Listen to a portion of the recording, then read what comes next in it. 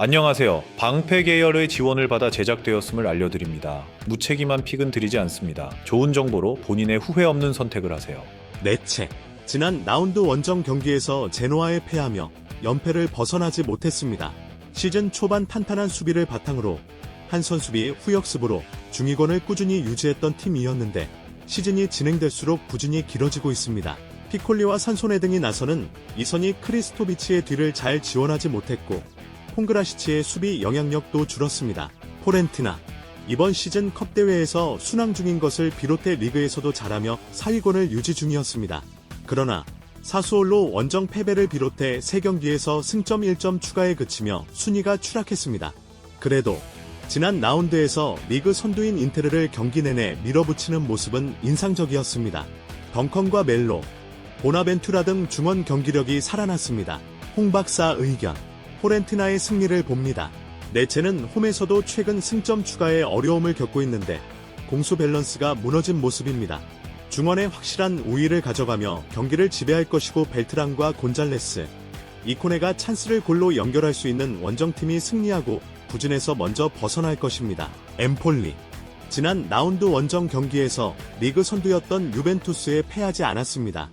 원정에서 나선 경기였기에 고전이 예상됐는데 그라시와 주르코프스키 등 중앙 미드필더들이 경기의 주도권을 넘겨주지 않았고 이태리가 주목하는 발단지의 골도 있었습니다.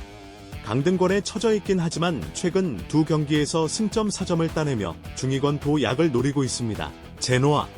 살레르티나타와 레체를 연파하며 강등권과 확실하게 차이를 벌렸습니다.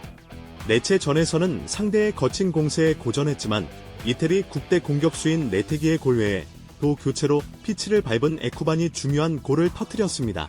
바니와 바스케스 등이 버티는 수비는 강력한데 마무리에 고전했던 이번 시즌인데 무패를 달리며 반등했습니다.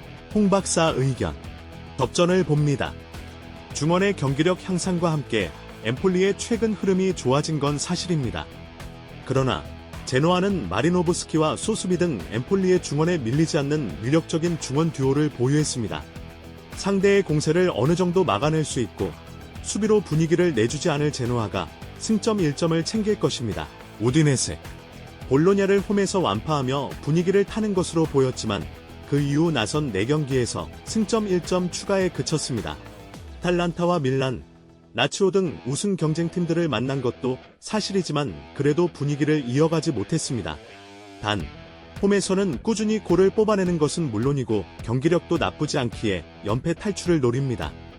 페레이라와 왈라스 등 중앙 미드필더들이 적극적으로 라인을 올려 공격에 임할 것입니다. 몬차.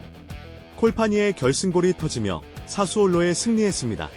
중원을 두텁게 하고 점유율을 가져가는데 집중한 사수올로 상대로 고전한 건 사실이지만 콜파니가 많지 않은 기회를 살렸습니다. 그러나 그 경기 이전 연패를 당하는 등 분위기가 좋지 않았고 특히 원정에서 부진하기에 이번 우디네세 원정에서는 무리하지 않고 경기를 운영할 것입니다. 홍 박사 의견. 접전을 봅니다. 우디네세는 베투의 이적과 데올로페오의 장기 이탈로 인해 생긴 공격진의 부진이 컸지만 루카가 주전 스트라이커로 자리를 잡으며 어느 정도 문제를 해결했습니다. 그러나 수비 보호가 좋은 베테랑 미드필더인 페니사가 수비 라인을 경기 내내 보호할 원정팀 상대로 쉽게 골문을 열긴 어렵습니다. 몬차가 안정적으로 경기를 운영하며 차선의 결과인 승점 1점을 챙길 것입니다.